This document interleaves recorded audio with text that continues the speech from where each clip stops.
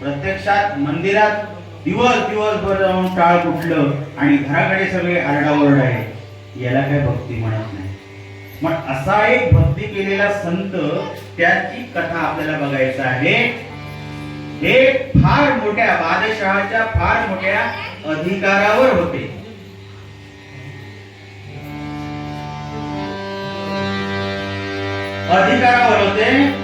आणि या अधिकारात असताना सुद्धा त्या विठ्ठलाचं नाम त्यांच्या सतत मुखात राहायचं, सतत मुखात.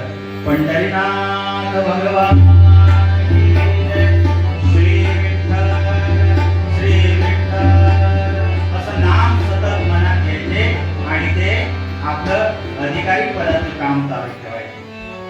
आणि या कारणामुळे विठ्ठल त्यांच्यावर प्रचंड खुश होते, प्रचंड खुश होते. कोण होते ते?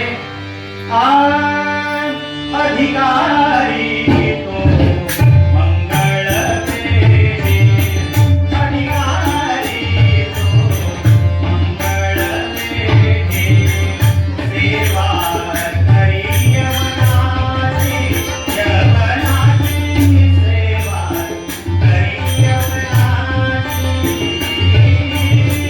अधिकारी तो मंगळ देवी.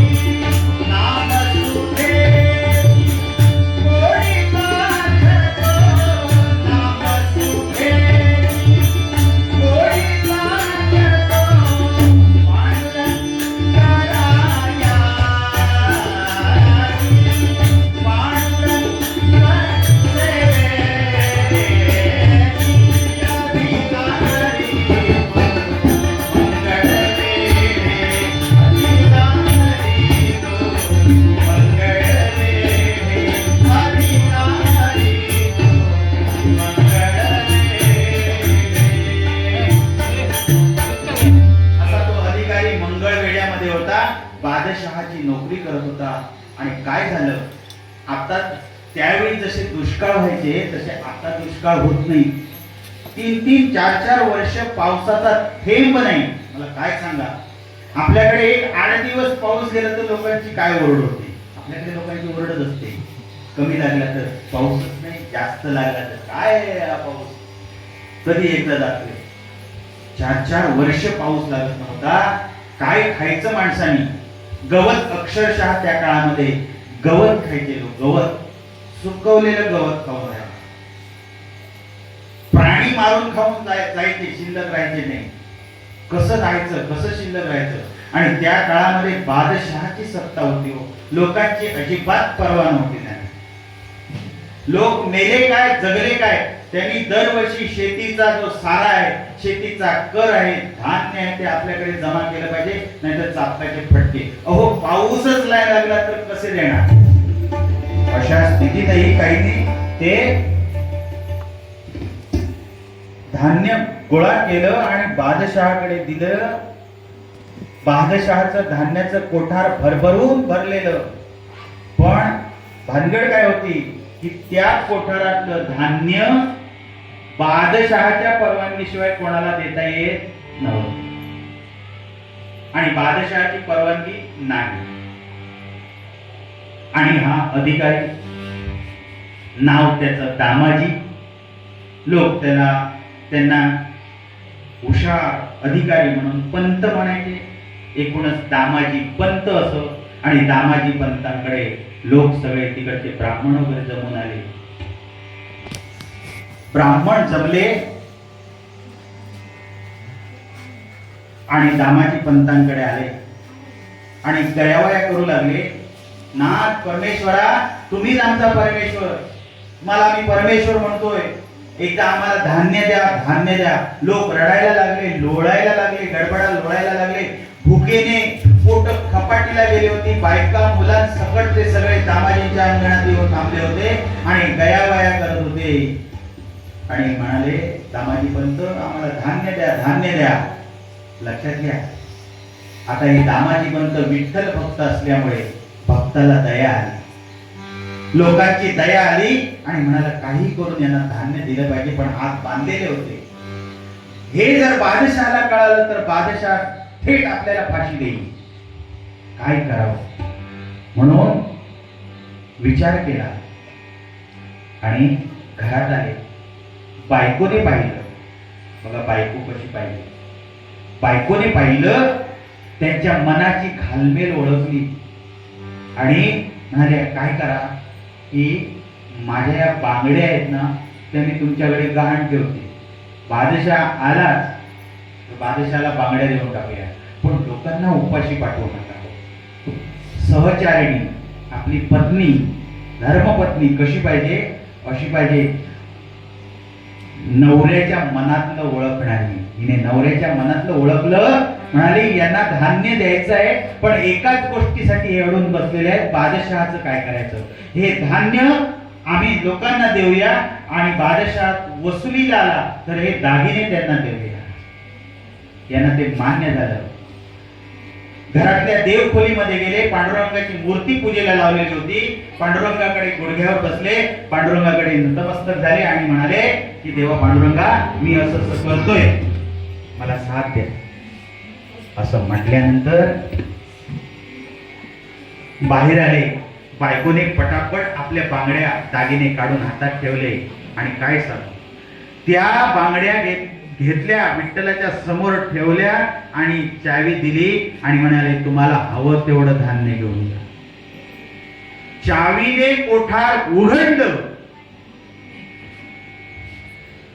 आणि लोकांची झुंड त्या कोठाराकडे लागली. जेवढं जमेल, जेवढं ओझ्यानं जाईल, जेवढं जेवढं आपल्याला जमेल तेवढं तेवढं धान्य लोक नेऊ लागले. दामाजीचा जय जयकार करू लागले. साहेब असावा तर असा, तो दामाजी सारखा असावा, अधिकारी असावा तर दामाजी सारखा असावा, असे लोक दुआ देऊ लागले, आशीर्वाद देऊ लागले.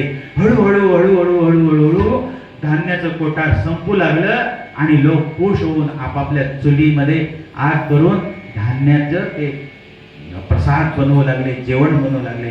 कितीतरी दिवसांनी प्रत्येकाच्या चुलीमध्ये आज जेवण बनलं होतं. त्या गावामध्ये किती आनंद झाला असेल. हे सज्जनाची आणि संतांच्या संगतीत राहिलेल्यांची लक्षण आहे. लोकांच्या किंवा समोरच्याच्या चेहऱ्यावर आपल्यामुळे आनंद दिसतोय ना, हेच आपलं खरं सुख आहे. अत्यंत सुखी झाले ते. पांडुरंगाला म्हणाले की देवा माझ्यामुळे आज लोकांच्या चेहऱ्यावर आनंद झाला. भुकेलेले होते, अशी मुलं होती ते अक्षरशः भुकेने तडफडत होती, त्यांना 2 घास खायला मिळालं आणि अत्यंत आनंदित होते. हो, पण गावामध्ये, प्रत्येक गावामध्ये असे एखादा तरी माणूस असतो की आपल्या विरोधी असतो. तोंडावर गोड पण पोटात असे माणसं असतात. त्या नारद मुनी त्याच वेळी होते का? आता पण आहेत ना. कावळ्यासारखे असतात ते. चोच मारायची, कळ लावून द्यायची आणि मागे जाऊन बसायचं आणि कसे भांडतात ते बघायचं. तसा त्याही गावात होता. तो वाकडा का होता? तर दामाजी पंतांचा अधिकारी पद त्याला पाहिजे होतं, ती नोकरी त्याला पाहिजे होती. यांची कधी एकदा जाईल नोकरी आणि मी त्यांच्या ठिकाणी बसेल, असं त्याला झालं होतं. त्याने बादशाहाला फोन केला. म्हणजे त्यावेळी फोन नव्हता, मी आपलं आताच जमान्यातलं बोलून टाकलं. त्याने बादशहाकडे कळवलं, या हस्ते परस्ते कसं पोचवलं की दामाजी पंताने असं असं केलेलं आहे. तुमचं धान्याचं कोठार सगळं गावामध्ये वाटून टाकलं. धान्याचं कोठार पूर्णपणे रिकामी झालेलं आहे. आता याची कारवाई तुम्ही काय ती करा. कारवाई करा म्हटल्यानंतर बादशाह कोळला. म्हणा कोण आहे तो, त्याला इकडे घेऊन या. आणि 4 तगडे असे सैनिक, पठाण लोक, बॉडी बिल्डर, तसेच घोड्यावर बसवले आणि या घोड्यावर त्याच्या मुसक्या बांधून घेऊन या. बादशहाची ऑर्डर. मुसक्या बांधून घेऊन या म्हटल्यानंतर पैलवान काय वेळ लावतात, घोड्यांसारखं टप टप टप टप टप टप असं घोडे भरा भरा भरा धावले आणि यांच्या समोर येऊन उभे राहिले. काय सांगू, भर दुपारची वेळ होती आणि दरवाजावर थाप पडली आणि त्या थापेच्या आवाजावरूनच त्यांनी ओळखलं दामाजी पंतांनी आता काहीतरी भानगड आहे. दरवाजा उघडला, पाहिलं अगदी पैलवानासारखे ते चार उभे राहिले. दामाजी, बादशहाने बोलवलेलं आहे तुला, तुम्ही खूप अपराध केलेला आहे, अक्षम्य अपराध. चला आत्ताच्या आत्ता हात पाय बांधून देणार घोड्यावर घालून. अरे थांबा थांबा जरा, एवढे तापू नका, मी काय नाही म्हटलं का, थांबा. घरातल्या बायकोने ऐकलं आणि म्हणाली त्यांना आतमध्ये बोलवा. कसं असतं बघा, आतमध्ये बोलवा. त्यांनी सांगितलं साहेब आतमध्ये बसून तर घ्या, जायचं नंतर बघूया, आतमध्ये बसून तर घ्या. बसल्याबरोबर घरातलं माठातलं पाणी, थंडगार पाणी तिने आणून ठेवलं, गुळ आणून ठेवलं. त्यावेळी पद्धत असायची जुन्या वेळी, गुळ आणि पाणी. पाहुणे आले किंवा बाहेरची माणसं आलं तर त्यांना देणं. आता कोल्ड ड्रिंक देतात बाहेर आणून देणं. काय गुळाने आपल्या शरीराला शांतता, शीतलता मिळते. आणि जर माणूस तापून आला तर ते गोड खाल्ल्यानंतर त्याच्या मनात चांगले विचार येतात, तो थंड होतो. गुळ आणि पाणी दिलं, हे शांत झाले. तापलेले होते, शांत झाले. शांत झाल्यावर म्हणाले काय झालं, तुमच्याबद्दल तक्रार आहे, ते बघूया नंतर बघूया. तोपर्यंत तिने जेवण वाढली ना. दुपारी जेवणाच्या वेळेला जर कोण आलं तर उपाशी पोटी पाठवायचं नाही. जे आपल्याकडे चटणी भाकरी काय आहे ते त्याला आपल्यातलंच थोडस द्यावं, असे संस्कार. हो, नाही तर आता फ्लॅट सिस्टीम झालेली आहे. नावच त्याचं फ्लॅट आहे, सगळे फ्लॅट. आणि दुसरं नाव ब्लॉक. ब्लॉक म्हणजे बंद. हा, आधी सांगावं लागतं, हॅलो आम्ही दुपारी येणार आहे, किती माणसं, 3 माणसं. हा ठीक आहे ठीक आहे या. अचानक केलं तर घरात 2 माणसं आणि 2च चपात्या, तिसऱ्या माणसाला घालणार कुठं. शेतकऱ्याकडे नाही, हा शेतकऱ्याकडे तो लांबून राहणार, बाहेरून ओरडून 3-4 टाका. आणि नोकरीवाले घरात असतं ते गाऊन घातलेलं, केस सोडलेलं, 3 कटिंग, हा नोकरीवाला. आणि शेतकरी 4 टाक, आणखी 4 माणसं आले तरी घाबरणार नाही. असो, विनोदाची गोष्ट सोडून द्या. जेवण वाढलं, प्रसाद होता तो. जेवण म्हणजे काय, प्रसाद होता. त्यांच्या भक्ताच्या घरचा असतो तो प्रसाद. जो देवभक्ती करतो, देवाची सेवा करतो, त्याच्या घरी जेवण नसतं, तो प्रसाद असतो. म्हणून जेवण बनवताना नेहमी देवाचं नाम तोंडात असलं पाहिजे, मुखात असलं पाहिजे. आणि मुखात नाम असताना जर जेवण बनवलं तर त्या जेवणाची गोडी वेगळी होते आणि त्याचं जेवण राहत नाही, तो प्रसाद होतो. हा, नाहीतर असं करून उपयोगाचं नाही. काय लग्न करून या घरात आले आणि माझं वाटोळ झालं, सगळ्यांनी रांदा वाडा उलटी गाडा याच्यातच माझं जीवन संपवलं. आज माझ्या हौस नाही, मौज नाही, सगळ्यांचं काढायला पाहिजे. मला एकटीला रात्रीवर झोप नाही, कोण लक्ष देत नाही, आजारी पडले तरी. आणि ती भाकरी झाली पूर्ण. ह्या लोकांनी, सगळ्या कुटुंबातल्या लोकांनी माझं वाटोळ करपली भाकरी. कुठून प्रसाद होणार, ते जर हरिनाम घेतलं.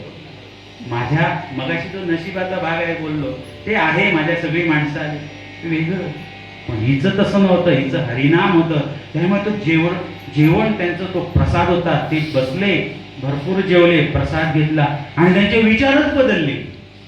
जे रागात होते, तुम्हाला हातपाय बांधून मुसक्या बांधून देणार असे जे होते, ते आता कसे झाले, साहेब पंत येत आहे ना, बघा किती भाषा बदलली. म्हणून पूर्वीचे संस्कार होते ते आपल्याकडे चांगले होते. आता तर सोडून द्या, जमाना बदलणार, सोडून द्या तो विषय. परंतु बदलले आणि म्हणे चलावं. दामाजी म्हणाले ठीक आहे येतो, आणि ते दागिने घेतले आणि बादशहाकडे निघाले. बादशहाकडे निघाले आणि त्या घरातल्या विठ्ठलाकडे बसले आणि म्हणाले विठ्ठला, डोळ्यात पाणी आलं त्यांच्या. विठ्ठला, मी चांगलं केलं की वाईट केलं हे माहित नाही मला, पण मला आता बादशहाने बोलवलेलं आहे. जे केलेलं आहे, काय केलेलं आहे हे तू जाणतोय. मी वाईट केलेलं नाही एवढं मात्र नक्की आहे, पण त्याचं वाईट आहे की चांगलं आहे हे तू जाणतोस. त्याचं योग्य फळ माझ्या पदरात घालावं. मी बादशहाकडे जातो. फाशीच्या शिक्षेशिवाय मला आता काही वेगळं दिसत नाही. आता सगळा भरोसा तुझ्यावर. म्हटलं, डोकं टेकलं, आपल्या पत्नींना सांगितलं, निरोप घेतला आणि निघाले. मध्यंतराच्या काळामध्ये आले आणि म्हणाले काय की मला जर एक विनंती होती की मी पंढरपूरला जरा पांडुरंगाला भेटून येतो. ते म्हणाले ठीक आहे जा. जे गुसक्या बांधून न्यायला आलेले होते ते आता परवानगी देत आहेत, जा म्हणून. पांडुरंगाला सांगितलं आता पुढचं जीवन मरण तुझ्या हातामध्ये, मी जातो. आणि निघाले. बादशहाच्या दरबारामध्ये आले. बादशहाचा चिडलेला होता, भव्य दरबार, आणि बादशहाने फरमान सोडलं, याला तुरुंगात टाका. जोपर्यंत याची वसुली होत नाही, एवढे पैशाची वसुली होत नाही, तोपर्यंत याला शिक्षा नाही. जर दिलं त्याला फाशीची शिक्षा. तुरुंगात टाकलं. पंढरपूरच्या पांडुरंगाला म्हणतात दामाजी पण देवा, मी म्हणत होतो तसंच झालं, आता पुढची तुमची. आता भक्ताचं संकट ते परमेश्वराचं संकट. ज्या देवाचं नाम घेतो तो ज्या देवाचा घेतो नाम तो जबाबदार. आता हा विठ्ठलांचं नाम घेत होता, विठ्ठल जबाबदार. याचा जीव वाचवण्याचं काम जर संकट आलं, विठ्ठल तयार झाले. विठ्ठल तयार झाले. कसे तयार झाले?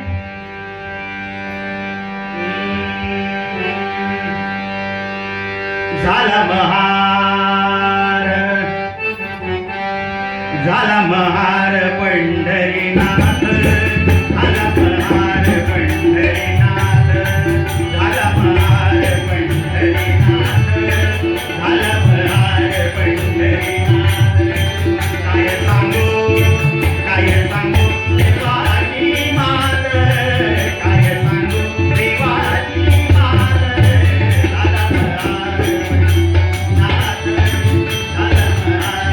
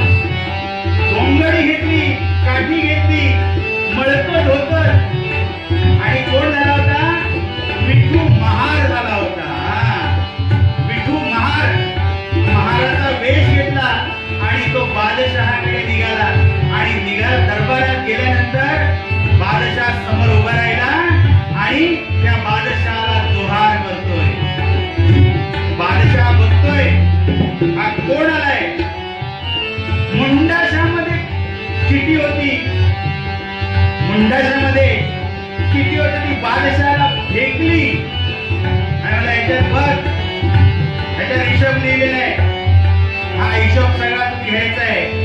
आणि काय सांगू, सगळे दरबारी बघतायत, हा दिसायला एकदम वेंधळा महार, आणि हा दामाजीचं अख्ख्या कोटराचं दाम काय देणार.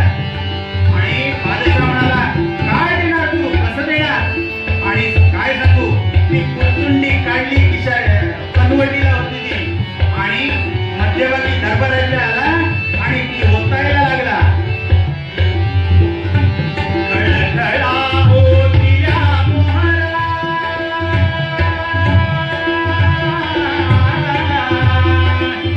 खळखळ खळखळ असा आवाज यायला लागला, आवाज यायला लागला. आणि एवढ्याच्या कुरचुंडीमध्ये मोहरा किती असणार हो, पैसे किती असणार हो.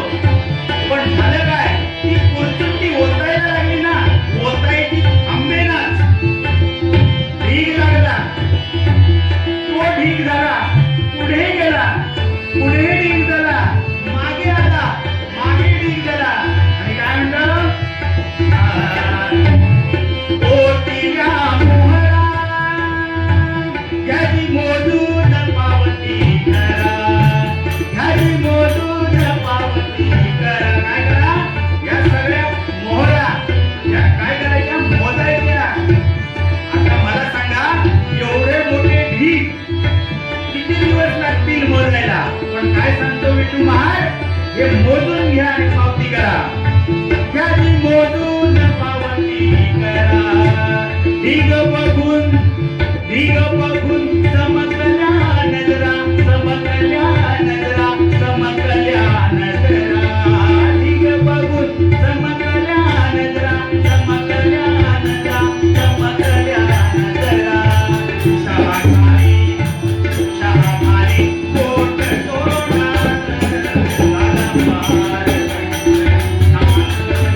अलंकार पंढरीनाथ, अलंकार पंढरीनाथ, अलंकार पंढरीनाथ.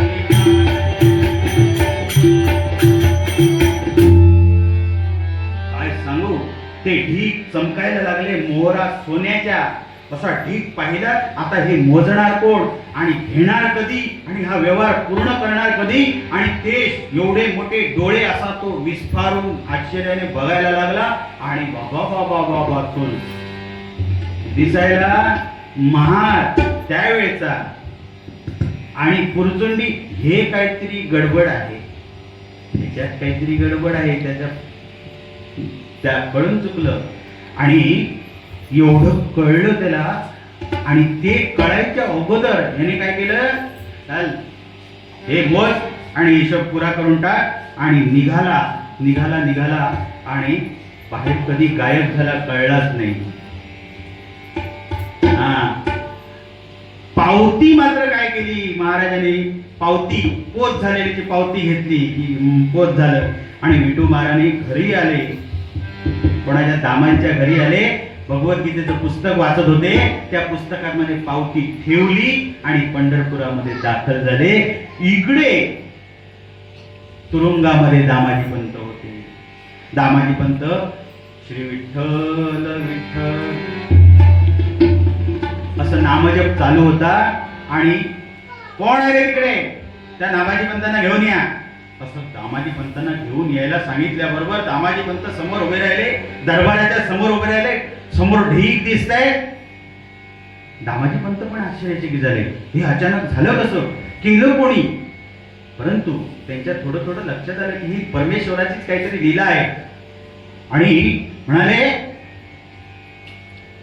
बादशाह म्हणाला, अहो हे ढीग दिसतायत ते सोन्याच्या मोहरांचं आहे. तुम्ही जे धान्य दिलं होतं ना, त्या धान्य त्याची रक्कम ही दिलेली आहे. कोण आला होता, अरे असा मळकट सळकट कोणतरी आला होता महार नावाचा, आणि तो देऊन गेला. काय सांगता, महार नावाचा कसा दिसत होता. हो एकदा दिसला, पण तो आम्ही डोळ्यामध्ये साठवून ठेवायच्या अगोदर गायब झाला. आम्ही वर्णन करणार कसं असं म्हणताय. पण बादशाह मात्र आता काय झाला, घाबरला होता पुरता, हे काहीतरी भयानक आहे. असं कोण करतं का? आणि एवढ्या मोहरा माझ्याकडे सुद्धा नाहीये, आणि याच्याकडे कुठून आल्या? तर म्हणाले, बादशाह म्हणाले की दामाजी पंत, आम्हाला त्याला बघायचं आहे, त्याला पुन्हा बघायचं आहे. तर म्हणाले, कसं शक्य आहे? म्हणाले, नाही, तुमच्यासाठी कोण आला त्याला तुम्ही पुन्हा बोलवा. आता दामाजी पंत म्हणाले, आता बोलवायचं कसं? काय करायचं, काय करायचं, काय करायचं? आता हे दाखवल्याशिवाय तर माझी इथून सुटका नाही. एक तर आपली तुरुंगातून सुटका झाली, हे केवढं मोठं भाग्य आहे. आणि दुसरी अडचण झाली, हा म्हणतोय आता मी तर त्याला बघितलं नाही, कोण आला होता तो, मग आता त्याला बोलवणार कसा? त्याचा पत्ता नाही, फोन नंबर नाही, बोलवणार कसं? मग म्हणाले, ठीक आहे, मी देवाला प्रार्थना करतो.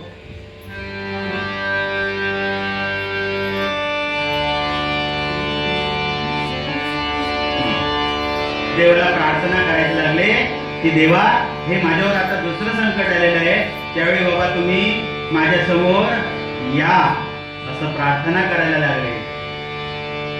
निज रूप दाखवा हो, डोळ्यात पाणी आलं, अश्रू आले, आणि देवाला म्हणाले, हे तुझ्याशिवाय कोण करू शकत नाही देवा, आता याच्यातून मला सोडव आणि एकदा दर्शन मला दे, या बादशहाला दर्शन दे. निज रूप दाखवा हो, हरी दर्शनास या हो, निज रूप दाखवा हो, दर्शनास या हो, निज रूप दाखवा. काय केलं? अनेक अवतारांमध्ये देवाला बोलवलं. देव आले आणि पहिले नृसिंहाच्या स्वरूपात आले, पोट फाडलेले त्या. बादशाह म्हणाले, हा नव्हे, इथे आलेला तो हा नव्हे. मग म्हणाले, दामाजी तुम्ही श्रीकृष्णाच्या रूपात आता या. श्रीकृष्णाच्या रूपात भगवंत तिथे आले. म्हणाले, बघा, बादशाह म्हणाला, हे नव्हे, हा तो नाही, चला मग श्री विष्णूंच्या रूपात या. श्री विष्णूंच्या रूपात आले. बादशाहाला म्हटले, बघा आता, नाही नाही नाही, आता शक्यच नाही, हे नव्हतेच ते. मग आता करायचं काय? मग काय सांगितलं की देवा, तुम्ही आता इथे आलेला त्या रूपामध्ये या, कारण बादशाहाला ते बघायचं आहे, त्याच्याशिवाय मला सुटका नाहीये. असं ते रूप त्यांनी बघितलं, आणि परमेश्वराने हळूहळू हळूहळू हळू ते रूप दाखवलं. आणि बादशाह ताडकन उठला जागेवरून आणि म्हणाला, हात तो, हात हात हात हात तो, हात तो. हात आला होता तुझे पैसे द्यायला, हात आला होता पैसे द्यायला. असं बडबडायला लागला. आणि म्हणाला, बादशाहाला म्हणाला, अहो हे महार नाहीये, हा माझा परमेश्वर आहे, हा पंढरपूरचा विठ्ठल आहे. बादशाह म्हणाला, अरे दैवा, हाय दैवा, काही जण काय करतात, त्या विठ्ठलाला प्राप्त करून घेण्यासाठी 7 जन्म घालवतात, किती वाऱ्या करतात, किती नामस्मरण करतात, परंतु तो विठ्ठल दिसत नाही. पण मला आता तो विठ्ठल दिसला, माझ्या जवळ येऊन सांगत होता, ही चिठ्ठी घ्या म्हणून. मी त्याला त्याचा अवतार बघून सांगितलं, लांब हो लांब हो, माझ्या जवळ येण्याची लायकी नाही तुझी, असं त्याला सांगितलं. त्या विठ्ठलाला किती दुर्दैवी आहे म्हणाला तो, जवळ यायला दिलं नाही. विठ्ठल जवळ येण्यासाठी लोक प्रयत्न करतात, आणि मी प्रयत्न उलटे केले, विठ्ठल लांब गेला. नाही नाही नाही, नमस्कार करायला लागला आणि म्हणाला, दामाजी पंत तुम्ही श्रेष्ठ आहात, तुम्ही श्रेष्ठ आहात, माझे डोळे आज उघडले, तुम्ही केलेलं सगळं योग्य केलं, लोकांना उपाशी होते, त्यांना धान्य दिलं, त्यांना अन्न दिलं. हे मला जे जमलं नाही ते तुम्ही करून दाखवलं. आज तुमच्यामुळे मी पूर्ण बदललेलो आहे. बघा, संतांच्या संगतीने वाईट विचार जरी असले तरी आपल्यात बदल होतो. म्हणून सज्जनांची आणि संतांची संगत धरावी. विचार बदलले बादशहाचे आणि म्हणाले, काय आता यांना मला मूळ रूपात बघायचंय. आता यांना मला मूळ रूपात बघायचं आहे.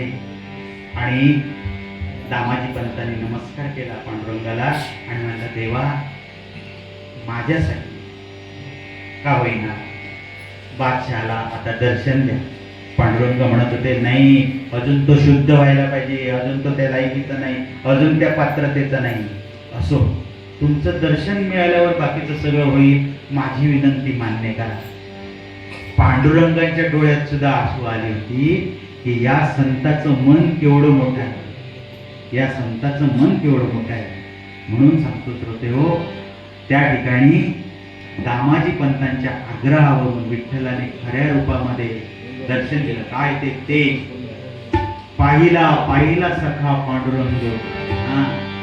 बरोबर 9:15 वाजता सांगितलं होतं मी, संपवणार 9:20 झाली. पांडुरंगाचं दर्शन घेतलं, बादशाह कृतकृतार्थ झाला. दामाजी पंतांची सुटका त्या परमेश्वराने अलगद केली होती. दामाजी पंतांना अजिबात जरा सुद्धा दुःख व्हायला दिलं नाही कोणी, त्या परमेश्वराने. म्हणून दामाजी पंतांचं सगळं ते कर्ज माफ केलं. त्या ज्या मोहरा होत्या त्या परमेश्वराचे आहेत म्हणून सगळं लोकांच्या उपयोगासाठी वाटल्या. आणि त्या दिवशीपासून तो बादशाह जो क्रूर होता, वाईट वृत्तीचा होता, तो शांत वृत्तीचा, चांगल्या सज्जन माणूस झाला. हो, हे केवळ संत पदाच्या जोडीनेच होतं. म्हणून आपल्या जीवनामध्ये संत पदाची जोड पाहिजे. मग ते आपलं वय काहीही असू द्या, संतांची संगत पाहिजे, सज्जनाची संगत पाहिजे. त्याच्यानंतर दामाजी पंतांनी विठ्ठलाला अगदी आलिंगन दिलं, भेटाभेट झाली, शांत झाले.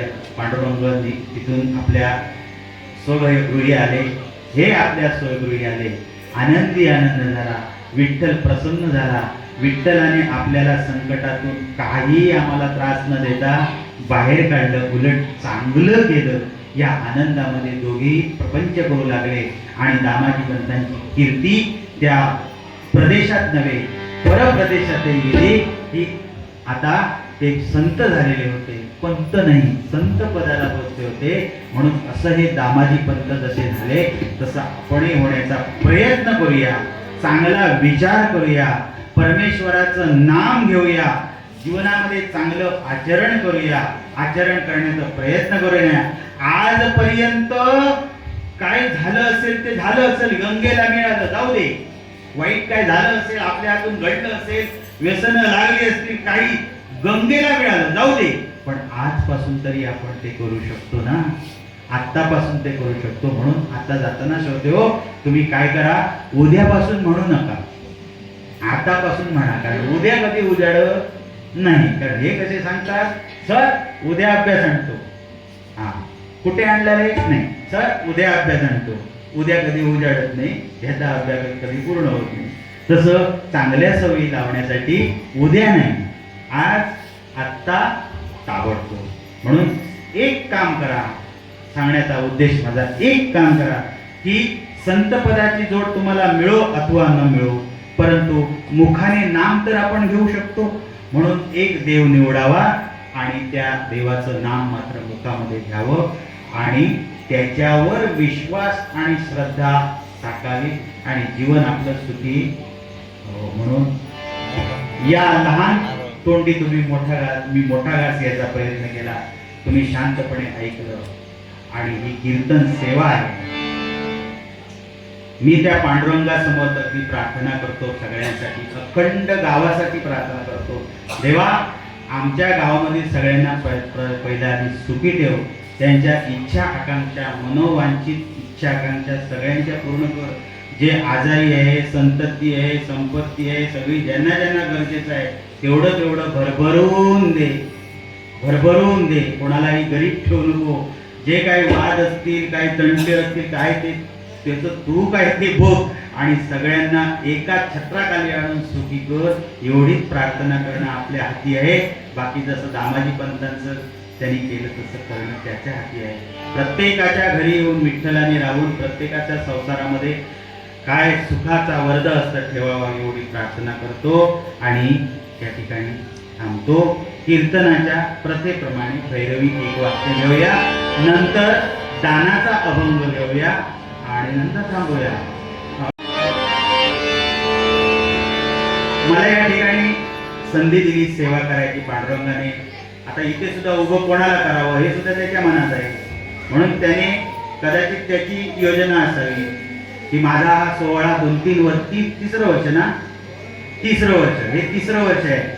या काळामध्ये म्हणजे 2024, 25 आणि 26 ला माझा उत्सव या ठिकाणी होणार आहे. मग इथे आपल्या हक्काचा कोणतरी कीर्तनकार पाहिजे. म्हणून आधीच तयारी करून मला पाठवलं माझ्या गुरुकडे. तयार झालं कीर्तन. आता इथे आपल्याला गावातला कीर्तन, मी या शाळेचा माजी विद्यार्थी, गावातला ग्रामस्थ, आता काळजी कशाची.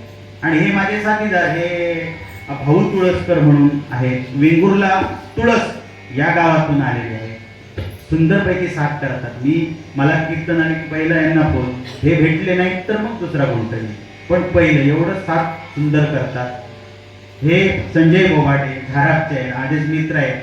आणि यांचं एक वैशिष्ट्य आहे, तुम्हाला मुद्दाम सांगतो मी, हे सतत नामधारक आहे, ते नामस्मरणात असतात.